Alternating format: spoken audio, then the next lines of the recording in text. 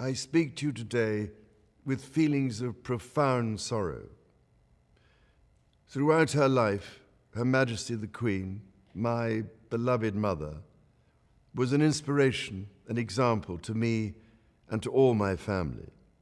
And we owe her the most heartfelt debt any family could owe to their mother, for her love, affection, guidance, understanding, and example.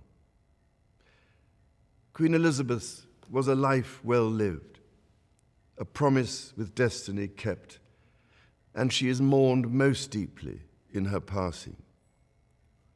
That promise of lifelong service I renew to you all today. Alongside the personal grief that all my family are feeling, we also share with so many of you in the United Kingdom, in all the countries where the Queen was head of state, in the Commonwealth and across the world, a deep sense of gratitude for the more than 70 years in which my mother, as Queen, served the people of so many nations. In 1947, on her 21st birthday, she pledged in a broadcast from Cape Town to the Commonwealth to devote her life, whether it be short or long, to the service of her peoples. That was more than a promise. It was a profound personal commitment which defined her whole life. She made sacrifices for duty. Her dedication and devotion as sovereign never wavered through times of change and progress, through times of joy and celebration, and through times of sadness and loss. In her life of service, we saw that abiding love of tradition, together with that fearless embrace of progress, which makes us great as nations. The affection, admiration, and respect she inspired became the hallmark of her reign. And as every member of my family can testify, she combined these qualities with warmth, humor, and an unerring ability always to see the best in people. I pay tribute to my mother's memory, and I honor her life of service. I know that her death brings great sadness to so many of you, and I share that sense of loss beyond measure with you all. When the Queen came to the throne, Britain and the world were still coping with the privations and aftermath of the Second World War, and still living by the conventions of earlier times. In the course of the last 70 years, we have seen our society become one of many cultures and many faiths. The institutions of the state have changed in turn. But through all changes and challenges, our nation and the wider family of realms, of whose talents, traditions, and achievements I am so inexpressibly proud, have prospered and flourished. Our values have remained and must remain constant.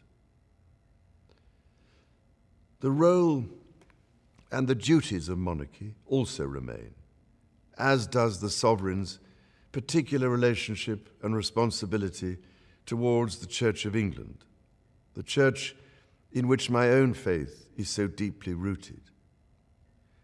In that faith and the values it inspires, I have been brought up to cherish a sense of duty to others and to hold in the greatest respect the precious traditions, freedoms, and responsibilities of our unique history and our system of parliamentary government.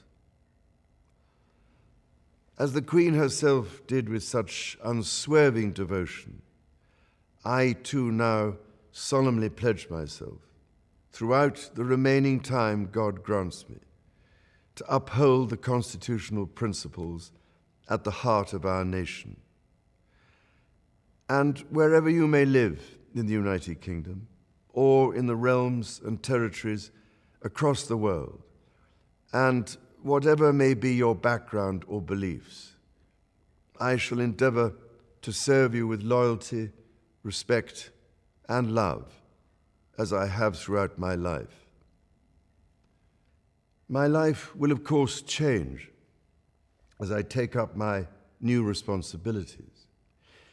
It will no longer be possible for me to give so much of my time and energies to the charities and issues for which I care so deeply.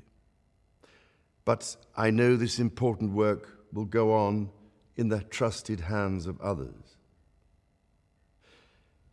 This is also a time of change for my family. I count on the loving help of my darling wife, Camilla. In recognition of her own loyal public service since our marriage 17 years ago, she becomes my Queen Consort. I know she will bring to the demands of her new role the steadfast devotion to duty on which I have come to rely so much. As my heir, William now assumes the Scottish titles which have meant so much to me. He succeeds me as Duke of Cornwall and takes on the responsibilities for the Duchy of Cornwall, which I have undertaken for more than 5 decades.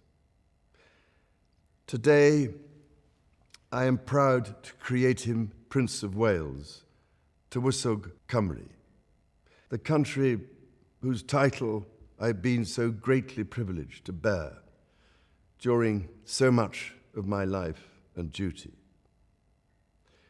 With Catherine beside him, our new Prince and Princess of Wales will, I know, continue to inspire and lead our national conversations, helping to bring the marginal to the centre ground, where vital help can be given. I want also to express my love for Harry and Meghan as they continue to build their lives overseas. In a little over a week's time, we will come together as a nation, as a Commonwealth, and indeed a global community, to lay my beloved mother to rest. In our sorrow, let us remember and draw strength from the light of her example. On behalf of all my family, I can only offer the most sincere and heartfelt thanks for your condolences and support. They mean more to me than I can ever possibly express. And to my darling Mama, as you begin your last great journey to join my dear late Papa, I want simply to say this: thank you.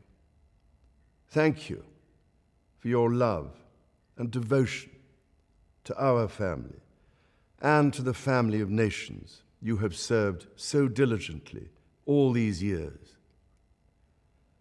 May flights of angels sing thee to thy rest.